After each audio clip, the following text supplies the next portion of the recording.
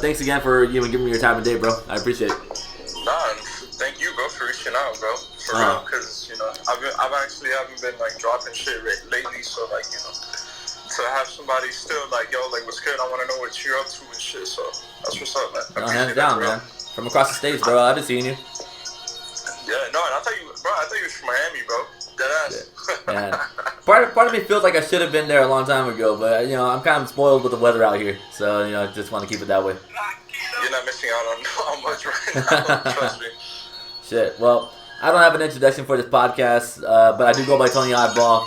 This is a non-conversation here with a very special guest, Kairo Lavoe. Kairo Lavoe, man. And you know what? I'm gonna tell you exactly how I first met you and stuff. Well, not met you, but like when I first came across your name, was actually through my homegirl Zombie, if you remember that name. But did you go to the event? Where, out here in San Diego? In San Diego, yeah. Yeah, you know what? I was supposed to. I fucked up because financial issues basically. But yeah, I was supposed to go out there and stuff. And I remember that because that was when I first started my whole interviewing thing, like in general. Because I've interviewed like Jake the Reaper and Don Krez at that time. So she was like, "Oh, you should come out to this event I'm throwing. There's gonna be a bunch of fucking SD artists out there. A couple people from Miami. You should go." And I'm like, yeah, sure. And I'm like 2 hours away. And then I had like financial issues. I was like, hey, I'm not gonna be able to make it out there. Real shit. But yeah, it was one of those regrettable moments. I should have just fucking found a way anyway. But you live and learn. It was a dope show, bro. It would have been dope if you would have made it out. I mean, that's where like I met everybody from out there.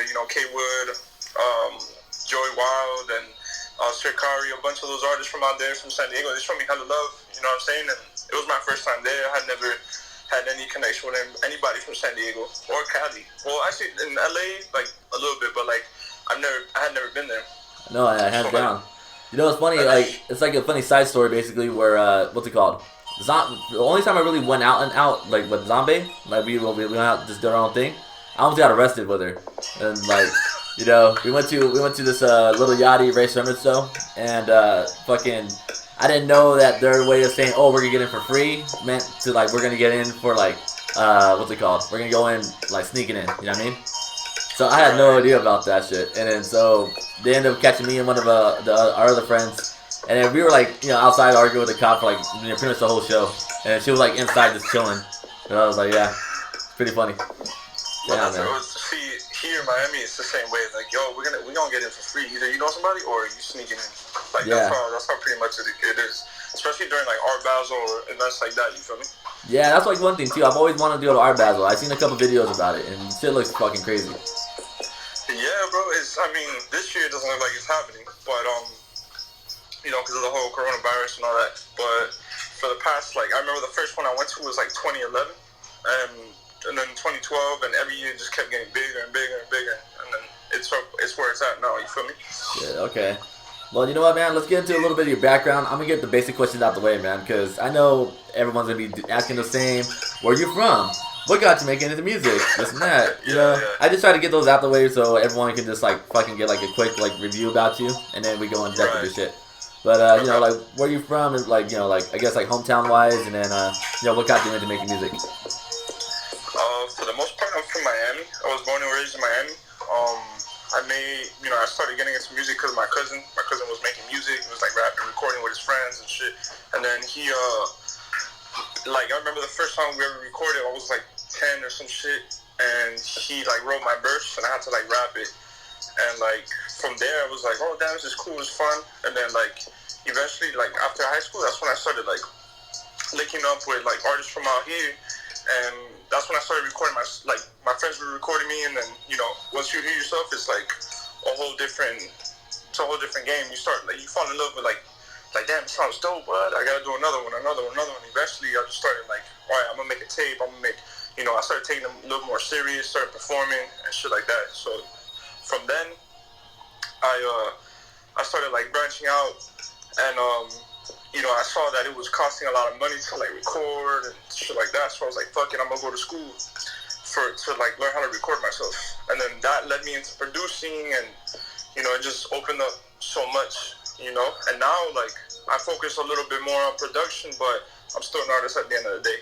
No, hands down. I think that's dope because a lot of people are just using like the whole like oh, like, I don't have time for the studio, like, I don't have money for it, or, oh, like, this producer is, like, lagging, so I can't write my music, this and that, and, like, you're just kind of, like, doing everything on your own, like, you know, that's, like, the best thing about up-and-comers and, like, independent thinkers is where, like, okay, like, I want to do this now, but I kind of got to get my shit together right now, you know what I'm saying? Right. So, yeah, man, I mean, like, do you have, like, a team or anything? It gets a little overwhelming because you put so much work on yourself, and then, like, you know, every time you start a record, it's like, all right, I'm gonna make a beat, and then you write it, then you have to mix it, you know, shit like that, and then, all right, another one, and then another one, and then another one, and you feel like that workload gets a little overwhelming sometimes, and if you don't switch up the routine, it might, like, throw you off, or you might, like, get uninspired, or, like, just, you get fried, you know what I'm saying? And I know a lot of people who are artists who see this, they're gonna, at least that's gonna resonate with them, you feel me? Yeah, hands down. And so, I don't know, like, you know, I respect that to the fullest, bro. I mean, like, do you have, like, a team or anything, like, or collective that you're with right now? I mean, I do. I have, like, you know, I have a bunch of people that I work with. My boy A&T, I've, you know, worked with him. He was part of Justice Crew, and Justice Crew was a group from out here, and, you know, my boy Holla, he does videos and things like that. He was part of Justice Crew as well, so, like, we were all a big collective called the At My Animals, and then, eventually, you know, we just started, like, doing our solo stuff, which was pretty dope because then everyone finds their identity, everyone finds their, like, their niche. So that's where we're at now. Like, everybody's kind of doing their own thing, but we still all work together. We you know, we have a hand in each other's creative process because, you know, on top of us working on music together, we're all friends. Like, we're brothers and shit. You know what I'm saying? So for me, that's been the best part about, like, most of this. The fact that I've had the same people around me. I mean, a few people have came and went, but I've had the same people around me for the majority of my, like, career. You know what I'm saying? Yeah, hell yeah. I remember Nipsey had, like, a quote like that, which I can't remember at the top of my head, but basically saying, like, I'm still here with the same people I came up with, regardless if I was, like, in a certain setting or not. Like, whoever my team was, that's still my team now. You know what I mean? Yeah, and you'd be surprised, bro, because I've had, like, when I first started in this music, I had, like, best friends, but they weren't into music. I mean, they were musicians, but they weren't into, like, my style of music. And eventually, like, and we would just hang out together. That was, like, my core group of friends. But eventually I realized, like, you know, I had to, like, shift and go and, like, well, life happens, things happen, situations happen, but I had to kind of gravitate more towards people who resonated with what I was trying to do. You know what I'm saying? And that's important in whatever and anything you're, like, pursuing. You know, you gotta roll with the people that are doing what you want to do. You know? Yeah, hands down. Because, like, I even know that, like, personally, because, like, you know, if I really stuck with it and being as consistent as I am right now, back in 2016, like, you'll be hearing, like, I'll be, like, hearing my name come up a lot more often, at least. You know what I'm saying? And so, but it's also because of your surrounding people. You know, I wasn't surrounded by the crowd. Like, everybody I was surrounded with, maybe up until this day, you know, pretty much was, like, interested in other shit, you know what I'm saying? And so it's not until, you know, this whole quarantine came up, and I'm like, all right, well, I'm isolated, so fuck it, you know, like what other excuse to have now, you know what I'm saying? And right, so, and yeah, man. That's pretty dope that you took that initiative and you're doing this, like, we're across the country, so Yeah. you know what I'm saying? Like, that's a dope initiative. Nothing's really stopping you from doing that. Mm-hmm. So, like, I also had started when this whole quarantine was first going down. I had started this thing called Sample Flip Sundays, which basically, you know, I go on live and I have people jump on my live, and then I flip through samples, whichever one everybody's fucking with that they're commenting. I just flip that one and I make it into a beat. That's wild. Yeah, hell yeah. See, I didn't know about that. That's just wild. I kind of, like, put it down for a little bit because, you know, I felt like there's a lot of things going on in the world, you know what I'm saying? And I feel like it was not just tasteful, but it just ain't the time for it. You know what I'm saying? There's a time and place for everything, and I feel like right now we need to pay attention to what's going on, you know?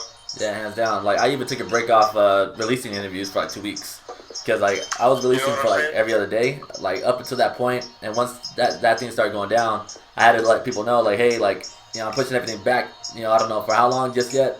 But, you know, I want to try to not, you know, make things about us right now. You know, especially since, like, hip-hop is, like, a pure, like, black-dominated culture, you know what I'm saying? And so it's, like, just, like, a, you know, respectful thing. You know, you kind of got to know your place and stuff, you know what I mean? It's reading the room. You know what I'm saying? You're reading the room. You're peeping game that, you know, there's more important things going on, you know, and people this is our careers, but at the same time, people are not trying to hear that. We're trying. Everybody's really like seeing paying attention to what's going on. Everybody's trying to everybody's being careful. A lot of people are being careful on how they move, but a lot of people aren't. So, and you see a lot of people getting exposed. You see a lot of shit going on, and it's just like, bro, there's more important shit going on. And we need to pay attention. A lot of people I've been educating myself as well, just reading the room and, listening to what's going on, listening to what people are saying, because if not, you're just gonna, you could have a misstep and, fall off or some shit on some, you just misinformation and shit like that, you know what I mean? Absolutely, because I remember like the first day of protesting where it was like starting to be known, like, all right, this is where we've had enough. Basically, I had an interview with another artist that was, he's black, and he was fucking heated right when we started the interview. So like we kind of just got that conversation out the way, and I got to learn a little bit more about like his insights on it. You know what I mean? Like I just have no right to really have a say in some things. But he was surprised to know that I'm actually Mexican. I'm not white. Like he was like, really? Like, right. Like you're not white, man? I'm like, nah, dude. Like I look white, but I'm Mexican. And he's like, oh damn. Okay, yeah. Well, my energy's totally like shifted a little bit. I'm like, shit. Thank God. That's the problem, man. God damn. Word. But I did check out the session interview that you had with Meg, and or Mel. My God, Melly. Jesus Christ. Yeah, Melly G. Yeah, that's why I thought Meg for right off the bat. Shout out to her though, by the way, for sure.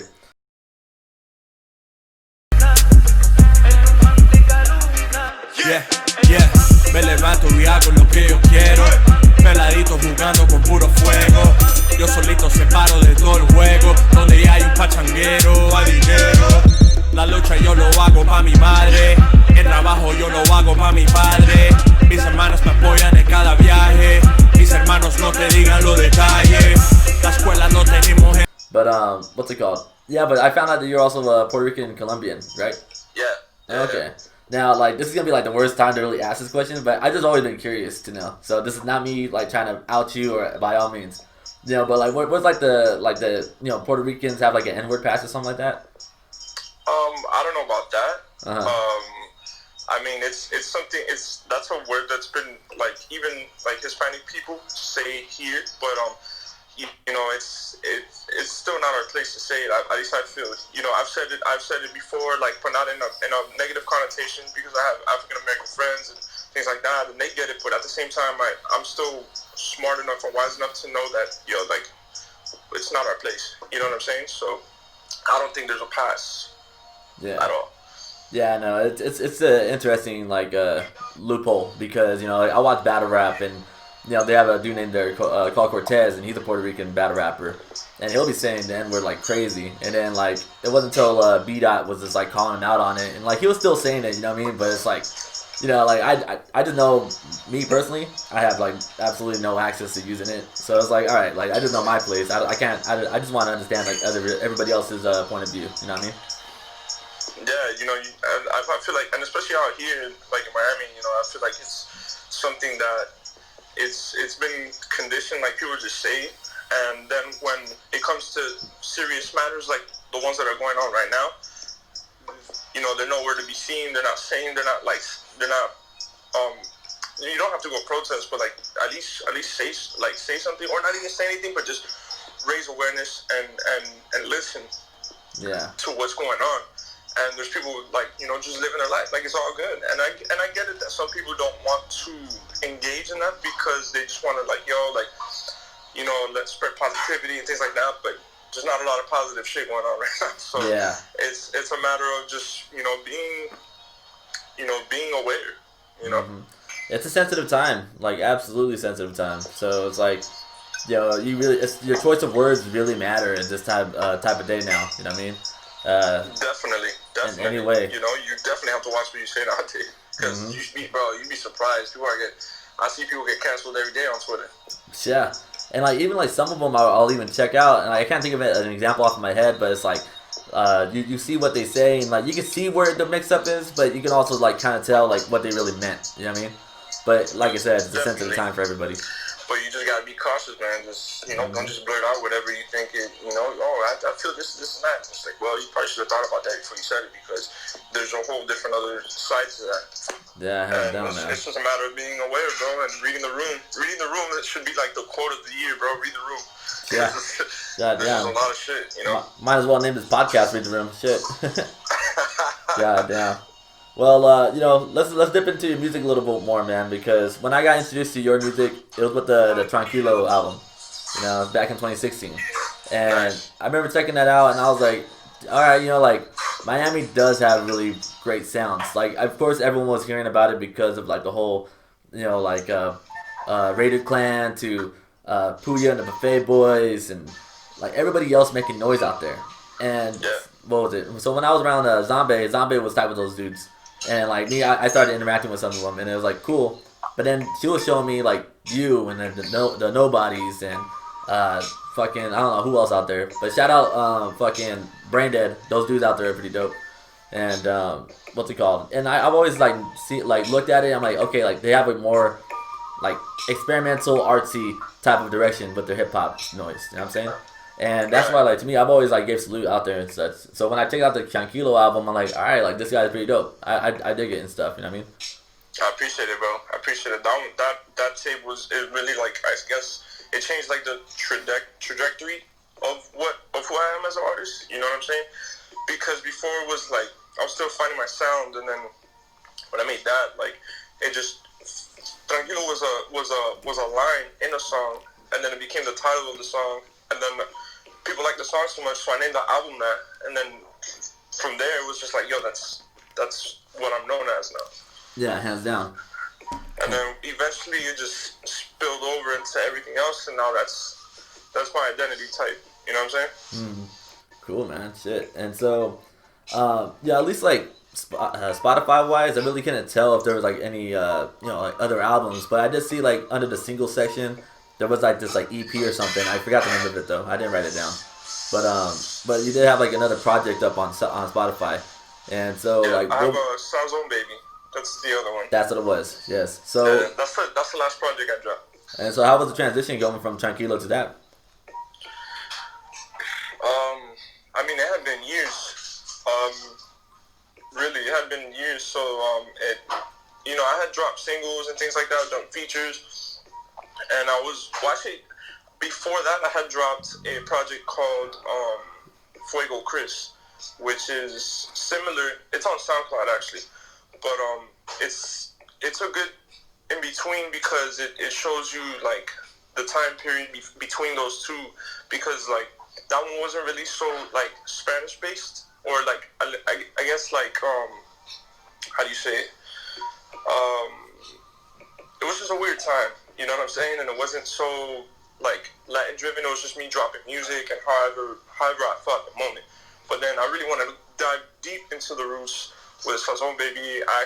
My first like Spanish song and things like that. So because I've always done like Spanglish, I've named songs in Spanish. I've said a few words here and there, but I speak English. You know what I'm saying? So I was just dabbling in both.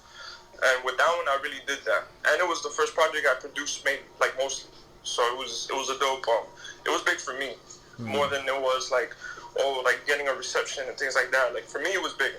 Yeah, hands down. And I think that's like one thing that like I personally learned after a while was like I think another reason why I was like so held back trying to like do more interviews with like specific artists and having like a specific image was because I was trying to figure out what the hell people wanted more than what I actually just kind of want to do. You know what I mean?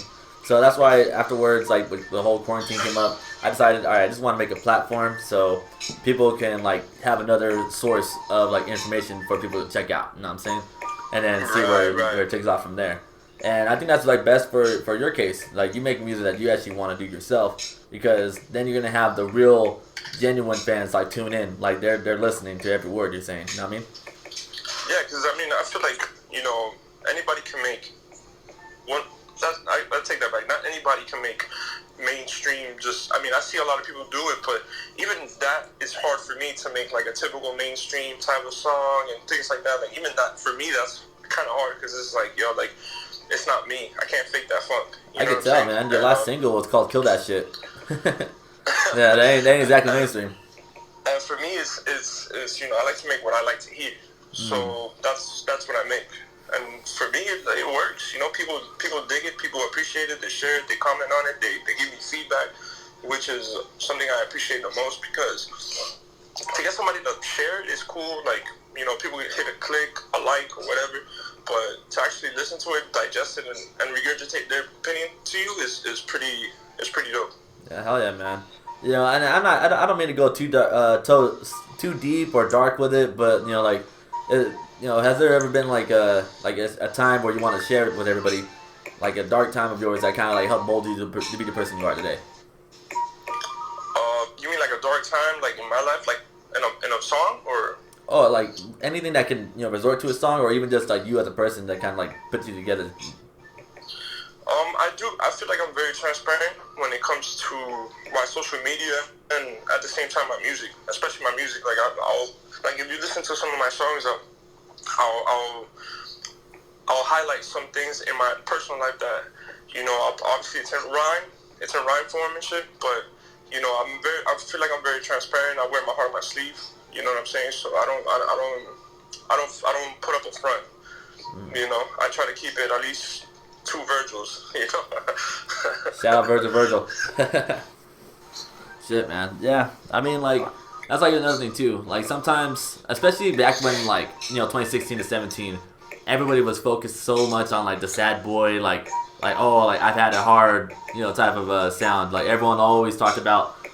All of a sudden, everyone started talking about their depression and anxiety, and as if it's like, a trend now. You know what I mean? And that shit got on my nerves, man. For some of those that like actually deal with it, they're not as open to talk about it. You know what I mean?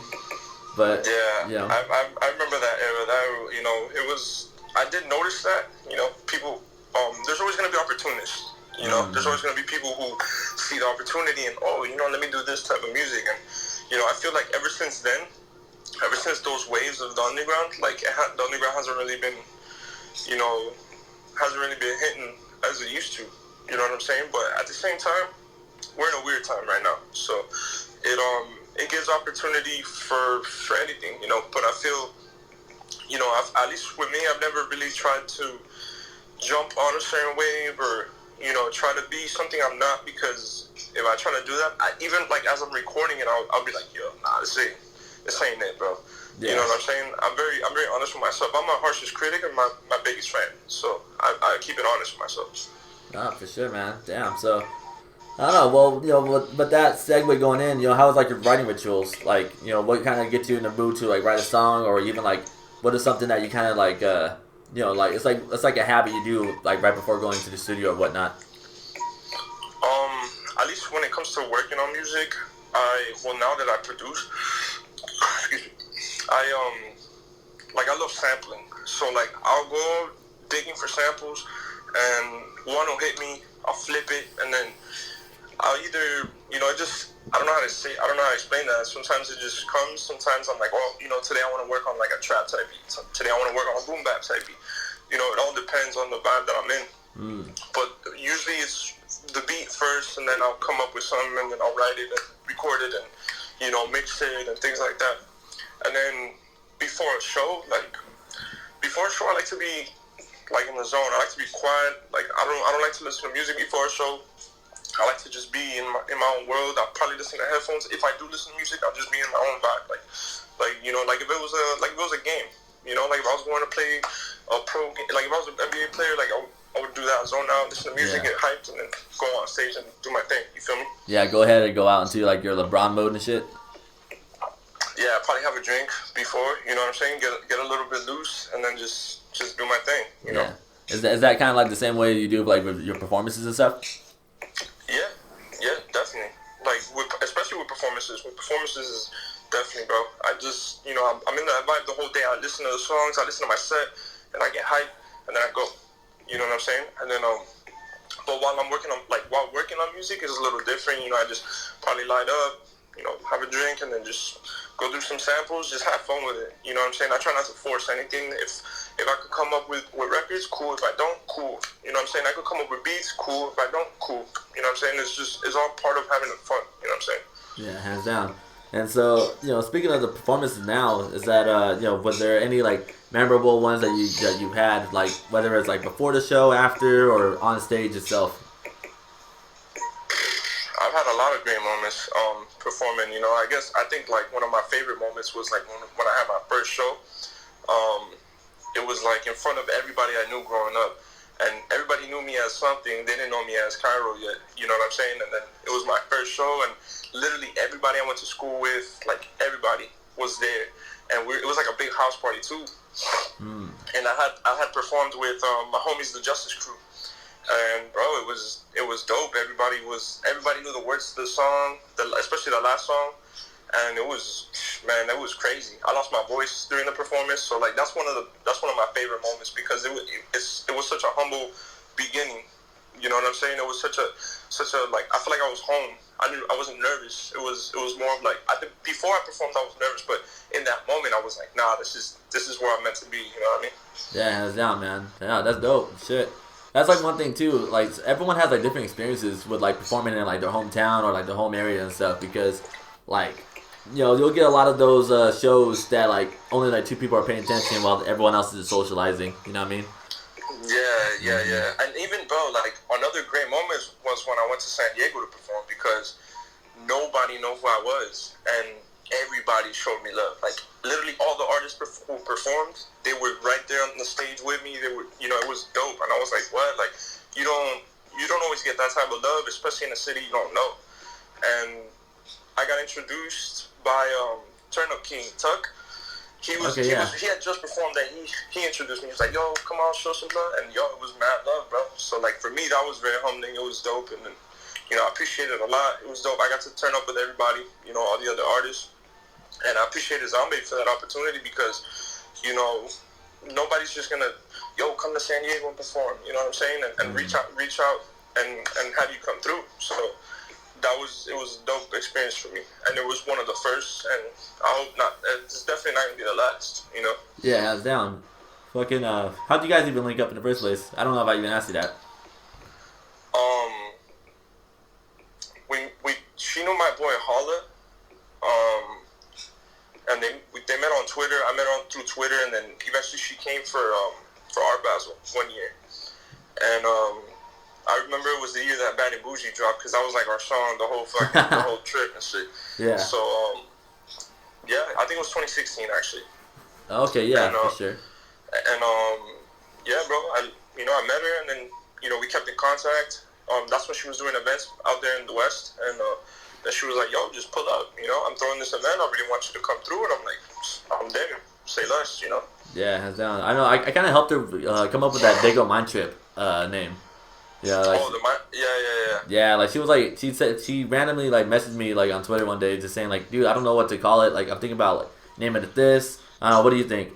And I just thinking like just like random thoughts, like that's like one thing with me, I can come up with like titles for everybody else, but it's always when it comes to my personal stuff, it's like, what do I say? What do I call it? You know what I mean? And so, yeah, it happens like that. And like, get this whole introduction for this podcast and the name of the podcast happened legit when I recorded, right when I started. And ever since then, it just kept fucking going on and on like that. You know what I mean? So I decided just to keep it. Sometimes you gotta wing it, bro. You know what I mean? And I feel like being a creative, you gotta sometimes just throw it in and see what comes out. You know what I mean? Yeah, hands down, man. Shit. So, Jiggy Fest. I seen your performance on there, man. It seemed pretty lit. Jiggy Fest. Oh, yeah. Yeah, that was a dope show that my homegirl June, she threw together. And that was one of my favorite performances as well because it was put together pretty well. You know what I'm saying? And a lot of people were showing love. So, and also the venue was tight. So, it's always dope when you have a good sound, and they definitely had a good sound. Yeah, I know. Big sometimes venues have like bad sounds, and it's very renegade. But sometimes that's dope too. You know what I mean? It all depends on the moment. It all depends on the vibe. Yeah, hell yeah. You ever jump in the crowd and just mosh with everybody during the set? Yeah, definitely. Yeah, for sure. I love doing that shit. I know, man. It depends on what song. You know what I mean? I prefer like I haven't done a huge show like or a festival or nothing like that, but I like intimate shows. When it's like a small like space, but it's like packed. I really dig that. It's something that I'm used to, so it feels like home. But I'm not opposed to doing a big stage, big platform. You know what I'm saying? Yeah, hands down. I mean, like, my very first concert I ever been to was Kanye Kendrick at Staples Center in LA. And, Right. you know, I was like, oh, wow, this is the best show ever. And then I went to see Schoolboy Q and Isaiah Rashad and Vince Staples, like, for my very next show. And that was at a smaller venue, really, really smaller venue. And that was a lot better than the Kanye Kendrick shit. You know what I'm saying? It's a lot more intimate. You're closer. You're right there. You know what I'm saying? Yes. Like the first Kendrick show I ever went to was in 2010, and it was at this venue out here called Revolution, and I was literally like 10 feet away from him. So it was very, and this is when Section 80 had just dropped. So it was a very crazy time, and for me it was like probably one of my favorite shows I've ever been to. You know. Yeah. So it was. I like the more intimate. Not so big, you know what I'm saying? But they're still dope. Like I've seen Rick Ross and Wayne and Drake and like a big like arenas and shit, but it don't hit the same. It doesn't, man. That's why, like, me personally, like, I think the only people I can actually watch live and still have, like, doesn't matter the size of the venue, is actually like Flatbush, Underachievers, like the whole Pro Era like area and stuff. All the Beast Coast dudes, because I seen them like at the smaller venues, and then I also seen them at like the stadium. At the last one they did, and I'm like, I had just as much fun. You know what I'm saying? It's a really good music out there, man. So one of my favorite shows was Cypress Hill at this venue we used to have out here called Grand Central, which was probably the best venue that Miami ever, like, or at least my favorite venue in Miami that they ever had. But it was like an elevated stage, but it was the vibe. It was like a warehouse vibe. It felt like it was in the city, but it felt like you weren't in Miami. It felt like a dungeon vibe. Like it was crazy. So that's probably my favorite show that I've been to. Yeah, it's funny. I think alright, so I met Be Real one time. I know I feel like I'm talking about myself too much, but this is like a funny story right here. But like you know, I remember like going to a studio out in LA, and you know they had this like sideshow called Tits and Tacos with Sammy Jo the Fox. Shout out to her. But like what's it called? They had a show called Tits and Tacos, and the little game that they had going on was a lip singing competition. So I was just on it because I just started the interviewing thing. I'm like, yeah, I'll be on the show. Like, shit, I'll lip sing. I don't give a fuck. So I started going in, started making a fool of myself, but it was like worth it. But then when I got off the set, Be Real like saw the whole shit and like looked at me and like kind of smiled and shook his head like laughing. And I just shook hands with him. I was like, all right.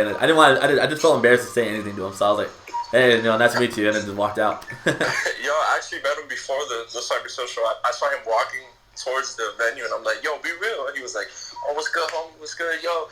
I was like, oh, yo, you want to smoke? I had like 3 blunts on me. I was like, yo, you want to smoke, bro? He was like, yo, I got to go get ready for the set, but if you see me, we're going to bring out the bong, so wave your hands so I can put you on stage so you can hit the bong. I was like, all right, bet. But I was already baked by that time, and I was like, like I wasn't even in the front. I was like on the side, so I was like, yeah, I'm good. Fuck that. Jeez. So I'm guessing you can handle the smoking shit now, or what? Yeah. I mean, I've been smoking for years, so it's I mean, I smoke less now than I used to, but same shit. You know what I mean? It's I like smoking, but it's not something I crave all the time. Yeah, I feel you. Like me, I used to be a total like pothead at one point, and then now I'm like, if I take one hit, I don't want to be around nobody. I just want to just do my own thing. You know, that's how I am now. Shit. Well, you know, so this thing I do on the show where let's just say this whole quarantine gets extended out for the rest of the year. I mean, it looks like it's already heading there now, unfortunately. Yeah, definitely. But let's just say the internet fucks up now for some reason, and the streaming services only give you about 3 options to like whether artists, bands, singers, whatever, to listen to for the rest of the year. Who you rocking with? 3 artists that I could listen to the rest of the year? Yep. Damn. That's tough, bro. That's really tough. I guess, like, the people I've been listening to now, I just go with the artists I've been listening to now. For sure, it'll be Cole, J. Cole, because I feel, well, like, damn, that's hard. Because I love, like, the Dreamville artists and shit. Yeah. I love this question because people get so stumped on it, dude. This is, like, it makes you think. Alright, scratch Cole. I'm going to go with JPEG Mafia. I'm going to go with Brent Faiyaz. He's a R&B artist. Hell yeah, I love him. And let's see. That third one is gonna. Damn, that third one is killing me. I'm gonna just go with Hector Lavoe because I love salsa. So I need some different. I need some balance. Yeah, isn't that how like you kind of got your Lavoe part of your name? Kind of, but I didn't know. Like, it's a long story, but my dad was actually like a friend of his, but I didn't know that until after I picked the name. So it was kind of cool to find that out that they actually knew each other and stuff. But yeah, that's pretty much because Lavoe means the voice, so that's why I chose it. And then the Kairo part, where did that come from? I was doing I was going to Miami-Dade College, and I had to do like a project on like Greek gods. It was like some art project or whatever. And then one of the gods, his name was Kairos, which is the god of the opportune moment. So I was like, oh shit, damn, that's dope, yo. So I just pretty put two and two together. No, that just made your names like shine a lot more in my head now, dude. That's tight. Hell yeah. I appreciate it, yeah. Yeah, man. I you know, it's funny because people ask me, they're like, what the fuck? And I'm like, I feel kind of corny explaining that, but it's what drew me to it. You know what I'm saying? I thought it was dope. I thought it was like, yo, the voice of the opportune moment. You know what I'm saying? So that means when I drop bars or whenever I make music and I release music, it's like, yo, Pete. You know what I'm saying? So. Yeah, hands down. And like I remember like listening to the session, man. You were spinning bars after bars. Like she was actually spinning. My bad. She was like spinning the bars for you. Yeah. Yeah. Yo, she was going off. I was like, okay, let me produce a record for you, maybe. No, hands down. Like she seemed like so excited to even like say it in general, like right in front of you and stuff. You know what I mean? So you know, I thought that was pretty dope. I remember I wanted to do something like that at one point, but I was like, my voice just doesn't work that way. You know what I mean? Like I just feel like I'm just gonna ruin it. You know? But, hey, you'd be surprised, bro. You'd be surprised, bro. Oh, okay. I'm gonna take that in consideration now at this point. Yeah, but you know, I do want to kind of like do a little like little appreciation for what's it called on the last music video you released. The what's it called? Salida, right? Is that how you say it? Yeah. All right, cool. I just don't want to fuck it up. It's the white side of being coming out. You know what I mean? But Salida is it's the exit, but it's the outro of the album, so it's pretty. You know, I figured it would work. You know, Salida. It's the Salida of the album. Yeah, hands down. And it was off my Kids Gone Bananas EP, which that video was shot in 2015. So I just had it in the vault, and I'm like, I was listening to the album, and I was like, damn, you know what? Let me just drop this. You know what I'm saying? It's still and what I'm saying on the record resonates to today. You know what I'm saying? Yeah. So I feel like it was a good time to drop it. No, hands down, because you know one of my favorite lines in there. It's not even the heaviest line. It's just something so simple. But that's like one of my favorite things about certain songs is where like I like the simple line sometimes because it kind of like sits better and like it should be louder than what is shown. You know what I mean? To where you say you only live once, don't think it twice. You know what I'm saying? And they say you only live once. I say I don't think it twice. You know what I'm saying? Yeah, exactly. And it's like that's true. I mean, like sometimes you just gotta just fucking do it. You know, stop thinking like, damn, like wonder what if, you know, what would happen if, you know what I mean? Like, just might as well just get on in and do what you gotta do. You know what I mean? Sometimes overthinking can hinder your execution. Mm-hmm. You know, so hesitation sometimes it fucks you up. So for me, sometimes I just wing it. I just go for it, and if it hits, it hits. It don't. But you know, I do think before I speak, at least most of the time. Yeah, no, I feel you, man. There's been so many different altercations that happened because I chose the wrong choice of words, and it's like, okay, and then like after everything went down, I'm just like, okay, I get it. Like, okay, I get why he hit me. It's like I understand now. Yeah, and shit for me too. But in what I was like, my angle with that in the song was more like what you want to do in life and what you really want to pursue, and you know your dreams. Like you say, you only live once, but that's more for like, oh, like just fuck it, just get fucked up or whatever the fuck. That's the connotation that I have with that. But there's no thinking twice when it comes to like what you really want to do. What you know, like if you feel like if in your gut goes with it, do it. You know what I'm saying? But unless it's some fucked up shit, then yeah, don't do that. Yeah, of course, yeah. No, like, cause you know, I think that was like you kind of already answered my next question. Basically, it was like how you battled like the overthinking and the insecurities and shit. I mean, like, how was that whole process for you? You know? I mean, I deal with it all the time. You know, I'm pretty sure everybody deals with it all the time. But me, I don't know. I guess it depends on the situation, and I just try to read the room as best as I can. And if I feel like, you know, if I really feel something and I really gotta do it, then I'm gonna do it regardless of what people think or what anybody says. But definitely, I still battle it. I feel like it's a human instinct to do that, but just don't let it fuck you up. You know what I'm saying? Because if you have a misstep, and it might just set you back a little bit more than you intended. You know what I mean? Yeah, hands down. And now I'm just like kind of curious now for some reason where, for those that like want to like work with you or even like just kind of get to know a little more about you. I mean, like what kind of I guess like requirements. I hate saying that because it makes it sound like you're a high class, but like yeah. But it's just like like what would others have to do to get your attention to even think about like, all right, like I think we could work on something. I mean, just be good vibes, bro. Be good vibes, man, and try to have fun with it. I do take myself serious, but at the same time, I like to have fun. So, good vibes, bro. Good vibes is important to me, and that's pretty much it. There's a lot of people that I fuck with that I haven't worked with, but it's all timing. You know what I'm saying? And it's not like a lot of people get caught up in, especially artists get caught up in like, oh, if they fucked with me, they'll work with me, or if they fucked with me, they'll give me this opportunity. And it's like, it's not that, bro. Just, it's all timing, and, just focus on you, keep doing your thing, and people will eventually, people are always watching, though. People are always watching, so don't think that people are not watching, because they are, but, just give it time, and all timing, bro. Just focus on the grind, and it'll be good, bro. Yeah, hands down, man. And, what's it called? I mean, who's on that list of people that you're actually like, either curious to work with, excited to work with, or you want to work with? I mean, I'm satisfied with the people I do work with currently, but I would love to work with a lot of different people. Different genres as well. The list is pretty long. You know what I'm saying? But I'd like to work with JPEG Mafia, like how I said earlier. I think he's dope as fuck. He's adding something different to the game.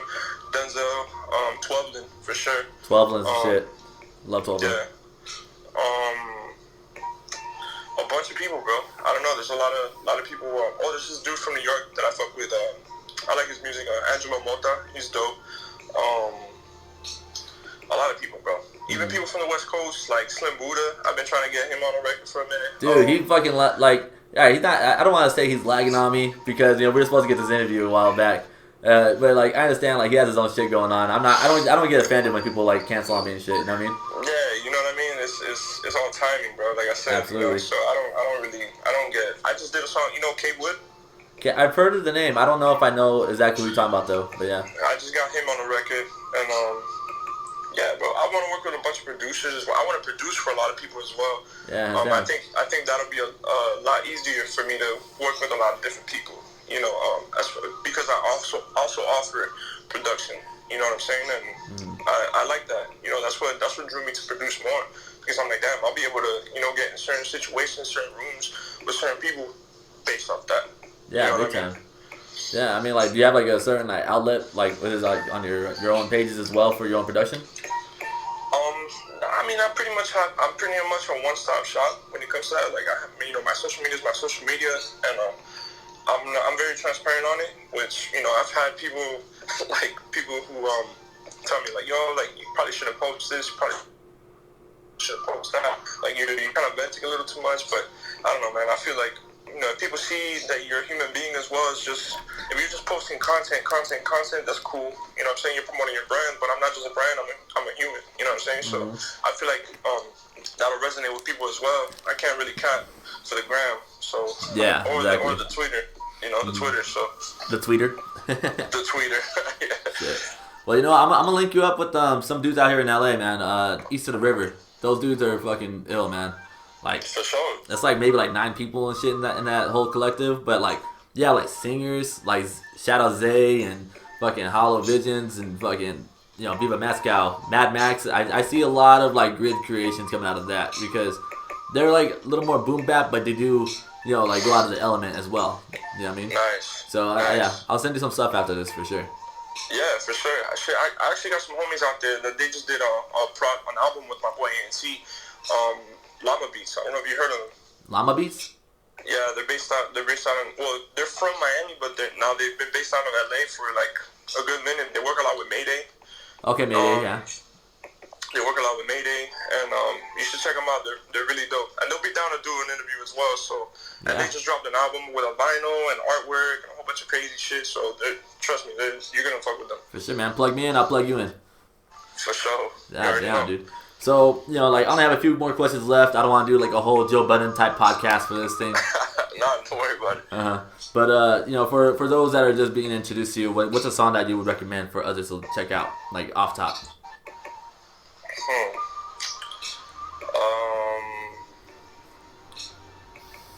I would say check out the Tranquilo album. I would say check out the album. But as far as the song, I would feel like Gunimation, one of the singles that I dropped. A lot of people really fucked with that one, so I would say check that one out too. For sure. But the Tranquilo album, Sanzone Baby, those I would definitely check those out. You'll get more of an understanding of who I am. Yeah, hands down. Like I think like one of the first few that I would actually recommend too is that latest one that you dropped, Kill That Shit. And oh yeah, the one with Nick Garcia, yeah. Shout out Nick on that one too, man. How do you guys even link up in the first place?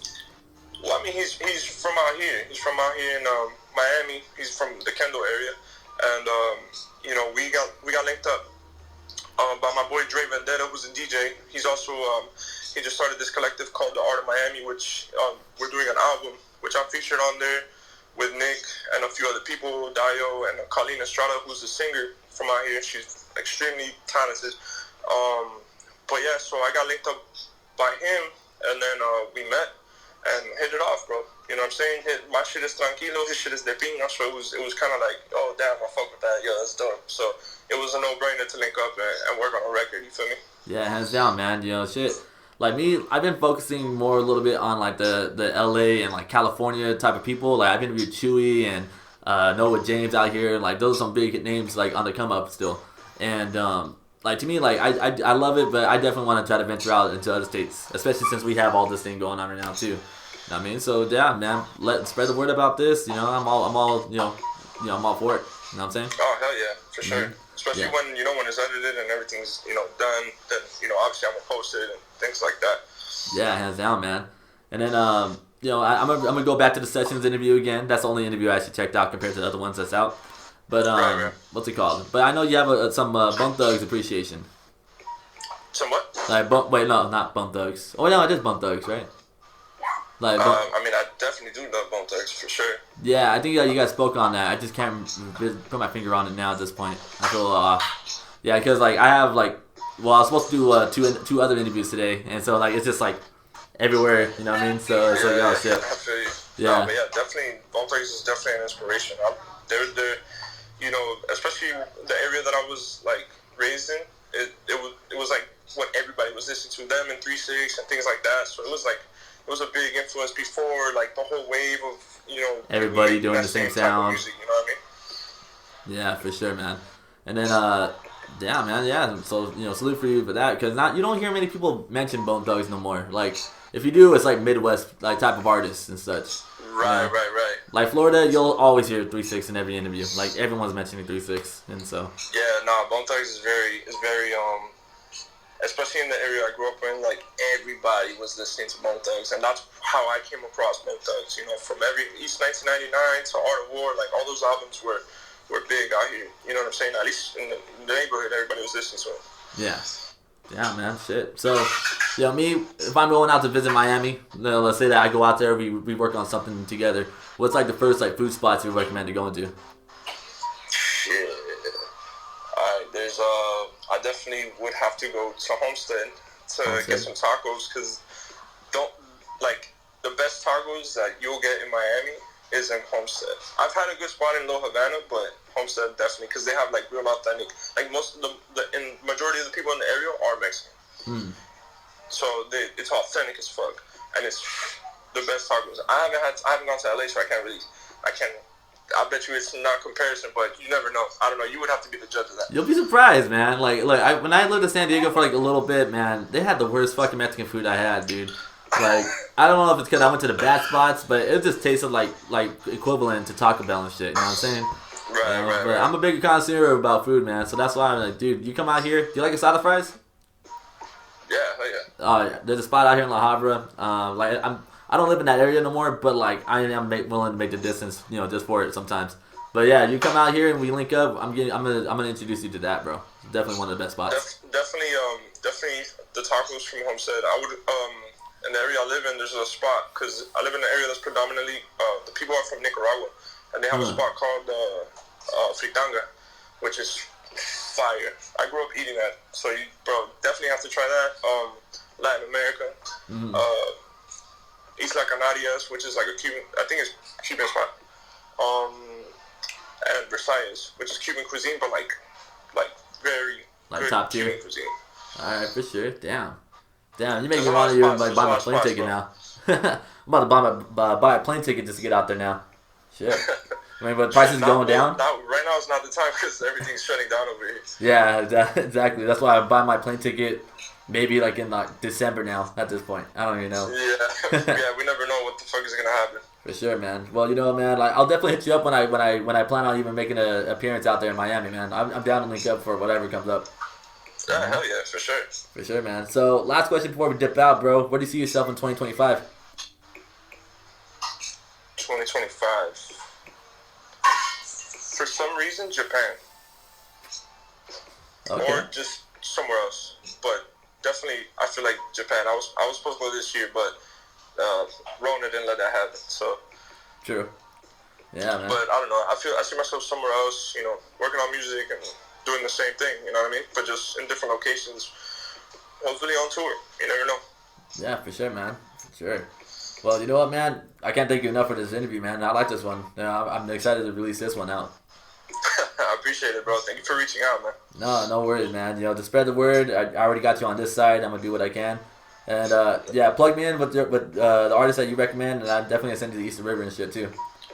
No doubt, bro. No doubt. Cool, man. Well, just like an intro, I don't got an outro either, but I go by Tony Awdball. This is an odd conversation with a very special guest. Kairo Lavoe. You can follow me on Twitter at KAIROLAVO with the 3 at the end. On Instagram, Twitter. I don't have a Facebook. SoundCloud, Kairo with the 3 at the end. And I'm on our platform, so you can check me out. For sure, man. For sure. I'll put the links in the description for this one. Alright, for sure, bro. Cool, man. Peace and love. Out.